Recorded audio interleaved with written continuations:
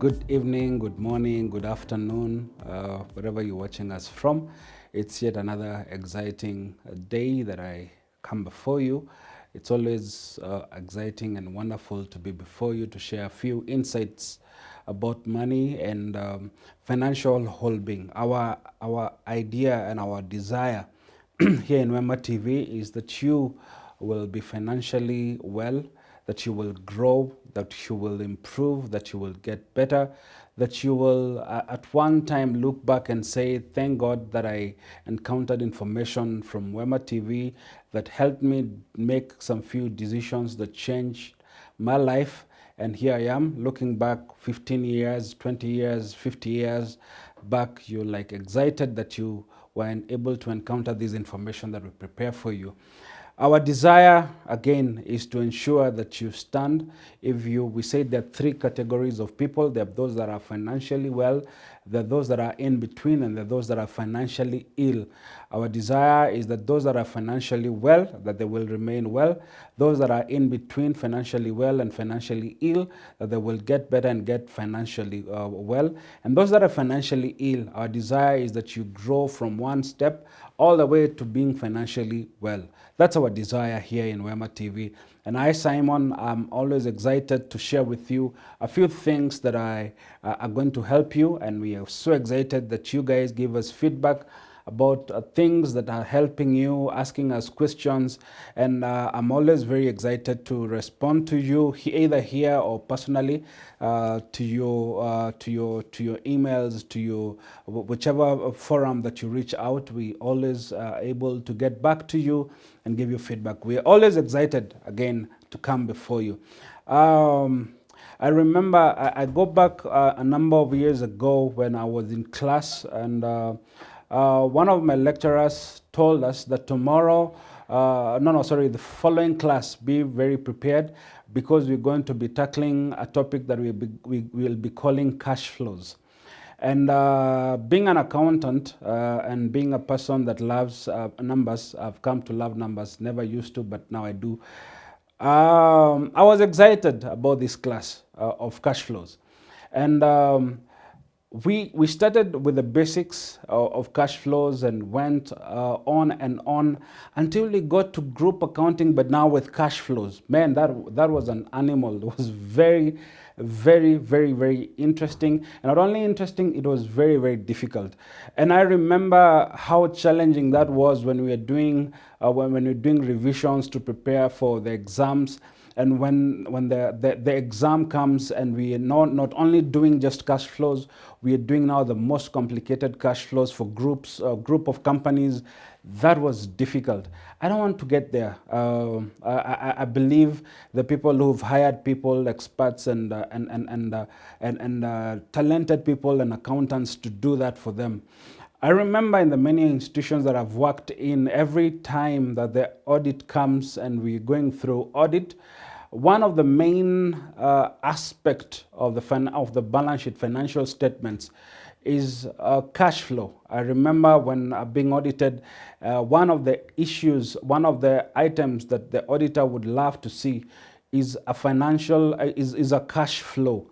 And they would tell me sometimes my cash flow is not balancing, or there are numbers in the cash flow that I need to explain.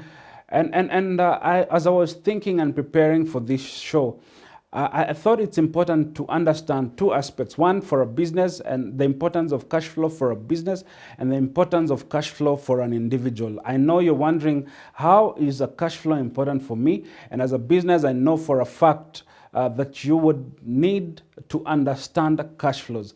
I remember another class that I attended, we were doing a course on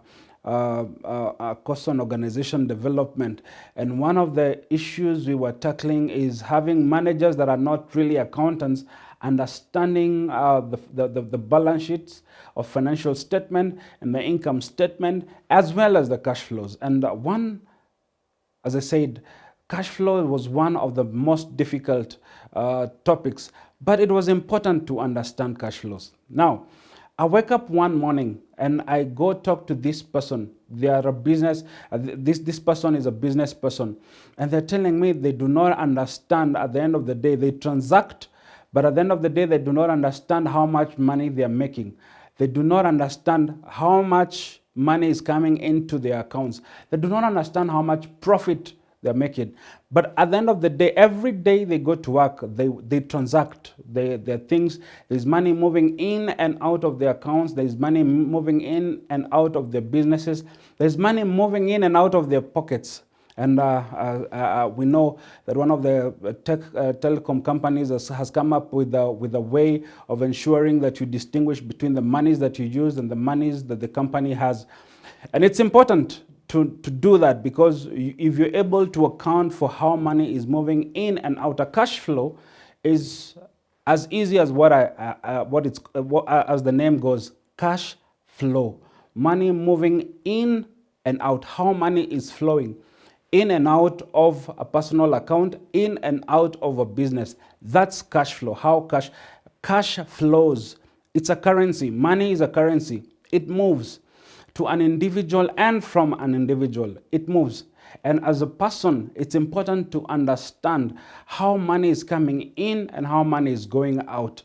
And you will ask me, why is it important to understand how money comes in and goes out of a personal account, or how money comes in and goes out of a business? Let me start with a business.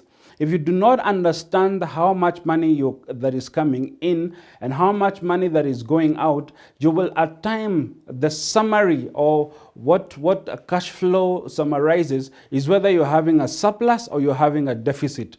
Now, if you do not understand how much money is coming in and how much money is going out, you will find yourself not understanding whether you're having a surplus or a deficit. This is how you find yourself in a surplus. The money coming in is more than the money going out. I am making it as basic as possible. The money coming in and the money going out. The money coming in is more than the money going out. You will have, at the end of the day, a surplus.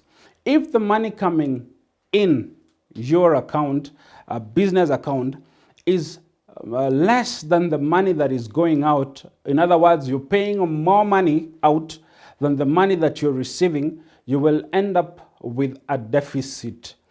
Or in other words, what layman would call a loss. Surplus is a profit, a deficit is a loss. So, as a business, if you're able to account for the monies that are coming in and the monies that are going out, and you're able to know whether you're making a surplus and a loss, you will be able to understand and plan better on how you're going to improve the monies that are coming in and reduce the monies that are going out, so that at the end of the day, you desire and you plan and your aim is to make profit. Now, every one of us would love as much as they can to reduce the losses that they make in business. And that's why I desired to talk about how important it is for a business person. I will still come to an individual, how important it is for a business person to understand your cash flows. One, you need to record what your cash flows are, inflows are, and what your cash outflows are. For example, you're making purchases, there is money that is going to purchase. That is a cash outflow. Money going out to pay for those purchases. When you sell these items that you purchased and money comes in, you paid for that money into your account. I will just use sales. You pay for those. You paid for those items that you sold. If you sold higher than what you purchased, the money that you have received is higher than what you paid for. That is what you call a profit or a surplus. And you're in business. And it's good to account for the monies that you have sold and the monies that you purchased. It's good to account so that at the end of the day, you will say, in a month, I make 100,000. In a week, I make 100,000 or 200,000, depending on how your business is. You're able to account. And then also other expenses that you pay, like for example, salaries, electricity, all those expenses, that is money going out. So you aggregate or put together all the monies that are going out, against the monies that are coming in. And if you are able to do that, and I remember when we had hosted Mother, there's one point she said that is important. It's important to aggregate on a personal basis, to put down, to account for all your expenses. It's when you're able to know how much is going out against what is coming in, I say the end result is understanding whether you're making money or not. Now, that is surplus. If what is coming in, cash inflows, is less than the cash outflows, at the end of the day, you're making a loss or a deficit. How are you able to turn around a cash deficit into a surplus? By doing several things. Number one, you will have to reduce your expenses. If your expenses can be expenses that you can cut down on, you're able to do that, and at the end of the day, the cash inflow becomes higher than the cash outflow. And by doing that, you're able to make a profit. Now, that's a business. Very easy. I didn't go very complicated. Accountants will get very complicated, and it's an interesting subject. Interesting. It's one of the items of the financial statements, and it's an awesome experience, and we get very excited when you get deeper and deeper. And now, like for example, if you're dealing with several companies and then aggregating all this information, at the end of the day, you want to know whether company B or company C is making money or not. It's very interesting. Let me go to an individual. As I said, as a business behaves, so does an individual. There is cash coming in and cash going out. Cash coming in, you have income. If you're employed, you have income, you have a salary that comes in. For example, if you are in say campus or in school, you have money that you get from your parents to support you on your day-to-day expenses. That is cash inflow, money coming in. And for example, if you're a married couple, you have businesses that you do. You have poultry farming, you have farming, you have an import-export business, and you have monies that is coming in for a couple or for a family. That is cash inflows. It's good to account for how much money that is coming in. Now you have established how much money is coming in. And then look at my daily expense. And I think I will not go further into this because Mother did a fantastic job to explain how it's important to write down what you've spent. But establish how much is it that on a daily basis you use everything. If you're driving, there's fuel. You can break down your insurance on a daily basis and know how much insurance you're paying on a daily basis. There's food that you have, there's clothing, there's rent, there's mortgage if you have your house on a mortgage. Every single expense, Simon has been taken out, and they spend X amount. Thank God there's COVID. Nowadays people are not going out a lot. We are saving a lot on that. But if you went out and had coffee with someone, note it down somewhere. If you went on Friday, Saturday, and you had nyama choma with the boys, note it down somewhere. Those are expenses. Aggregate all that amounts. It's money going out. And if at the end of the day, whatever incomes that you have, whatever cash inflow is higher than your cash outflow, you're in a good place. And I remember last 3 episodes or 3 or 4 episodes, we've talked about savings. you're able to even save, plan for saving. I remember we talked about the ratios that you can use. At least 15% of what comes in, you're able to account for savings for that. So your cash inflows being higher than the cash outflows, you're in a very good position. You are at a surplus. You are at a surplus, and you're able to do a few other things with your monies. You can invest in long-term projects, and you can invest in long-term opportunities, and assuming the opportunities that come in. Like, for example, Jumia has an offer. Sorry for using a company's name. There's a company that has an offer. You're able to take advantage of those offers, and that also reduces your reduces the amounts that your cash outflows. When you take advantages of 50% off, 40% off, that cost that is reduces your in cash outflow and betters or improves your cash inflow. Improves your bottom line, which is the surplus. It improves, it increases your surplus. If, for example, you had been given, let me take in the case of a student, you'd been given 20,000 for a month. Your rent as a student is around 3 to 5,000. Your cost of food and transport and everything else comes to around another, say, 5,000. That's 10,000. You have a surplus of 10,000. You can do something with that 10,000. But if you've taken care of your rent, you've taken care of your food, and at the end of the day, you're taking your boys out or your girls out, and you're spending and blowing 5,000 every weekend.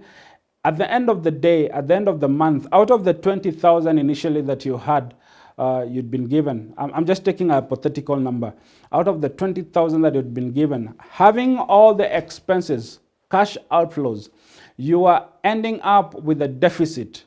And that's when you will find that you have to finance that deficit this way. You have to either go to one of the mobile apps that offer you money, and you will get yourself into debt because you have to finance that deficit.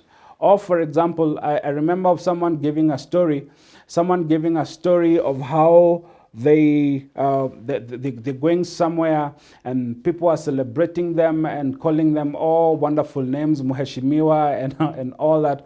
And they end up paying a lot of money that they had not planned to use. It was in a club. They ended up paying a lot of money. And they had to call someone to bail them out because the amounts that they had budgeted for was little compared to the cost they had incurred on that particular day. And they are in a deficit, and that money that was borrowed somewhere has to be paid. And you're finding yourself, the cash outflows are higher than your cash inflows. As I started, I said, some might wonder, why is it important to talk about cash flows? It's important to understand what is going out against what is coming in, because the results are two. Number one, you can end up into a cash surplus, or number two, you can end up into a cash deficit. When you're ending up into a cash surplus, that's good, and keep at it. When you're ending up into a cash deficit, when you're having your cash inflows being less than your cash outflows, that deficit has to be funded by something. And that funding will come in terms of debt from maybe mobile apps, or debts from family. You will call your brother, I'm stuck, I need more money. Or you have a friend that always comes through for you, and this friend of yours will come in through for you. And at the end of the day, when this friend of yours comes through for you, you'll have to pay them. So the importance of understanding cash flows is so that you're able to plan your finances, your cash flows, inflows might be static, how to reduce your cash flows so that the summary or the bottom line, the surplus is what all of us should aim at. That should be the bullseye, that at the end of the day, every month, I'm hitting a surplus.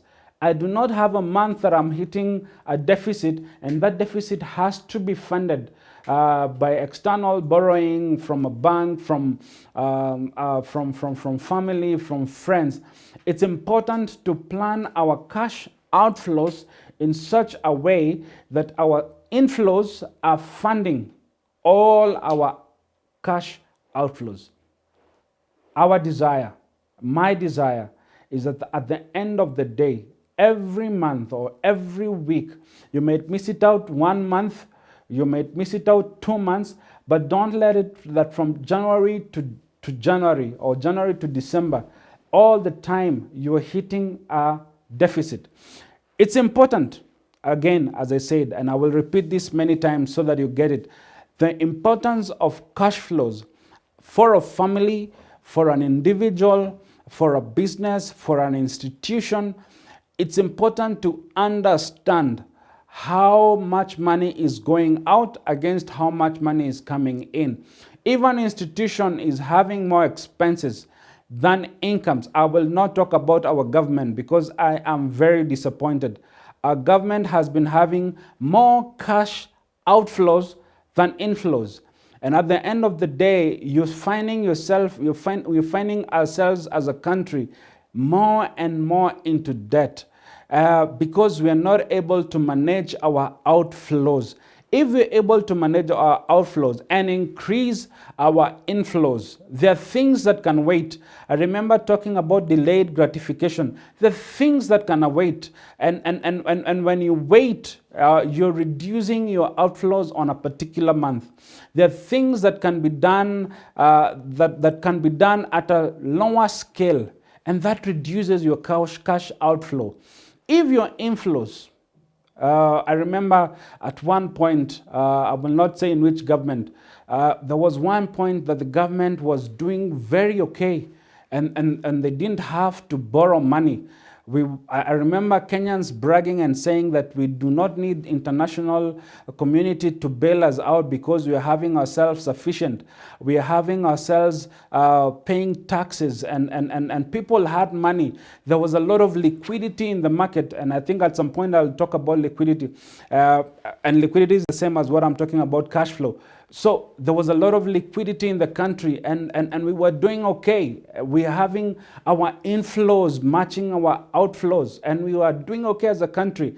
I don't know where we lost it. I wish I would know. I wish I would understand how we got ourselves where we have gotten ourselves in, where we're finding ourselves having very high cash outflows against very limited cash inflows. And that's why the result of that makes us go out there and borrow money that we urgently need, because our outflows have become bigger and bigger. We're coming up with projects, we're coming up with policies that all result into more and more money. And I hope and pray, I don't get political, but I hope and pray that BBI is not another cash outflow. It's not going to increase our cash outflow.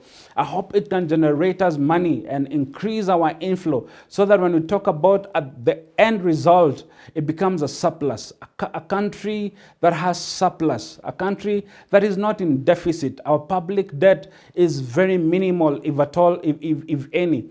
That's my desire. As an individual, I started with the country. Sorry, I went on a tangent. Back to what I was saying. As a business, it's good to look and account at your inflows and make sure your cash inflows are more than your cash outflows. As an institution, make sure that your cash inflows, for example, if it's a church, you're running a church, your people give to you, to the church, people give their tithes and offering to your church, people give free will givings to the church. That is your inflow. It's important to make sure that you live within that inflow. If you need to increase your outflows, make sure that you also increase your inflows, so that at the end of the day, it nets out, or it's a surplus. That's our desire. If it is an individual, again, same as a business, make sure that your inflows are more or matched to outflows. We are living in a very unpredictable times, and it's important as an individual not to overrun your inflows, because what happens if you overrun your inflows, you're getting yourself into a deficit. And a deficit is not good, because that deficit means there is money that you owe someone. There is someone that you need to pay. There's someone that you need to pay. It's not good. Guys, ladies, gentlemen, wonderful people, let's work towards ensuring that we support our inflows by increasing our the businesses, increasing our businesses, increasing our sources of incomes, by doing side hustles, by coming up with business ideas that are going to increase our cash flows. If at all that can't happen, reduce your cash outflows. At the end of the day, our desire, and my desire, is that we have people with cash surpluses on this cash flow issue. God bless you. God bless you as you work towards ensuring that you have cash surpluses. That's what I desire, that all of us on an individual basis, on an individual level, on a business level, on an institutional level, on a country level. I will not talk about the globe, because the people who manage their outflows and inflows well, and at the end of the day end up with the surplus. Whatever it is that you do, aim, the bull's eye should be a cash surplus. God bless you. It's always a pleasure and a wonderful thing to come before you, in front of you, and share with you a few insights. I have tried as much as I can to avoid the jargon and the complication into cash outflows. I've tried to make it as basic can be, and I hope this helps you manage your cash flows. God bless you. Have a wonderful, wonderful day. Have a wonderful night. Have a wonderful evening. Until we meet again, God bless you, and may God keep you.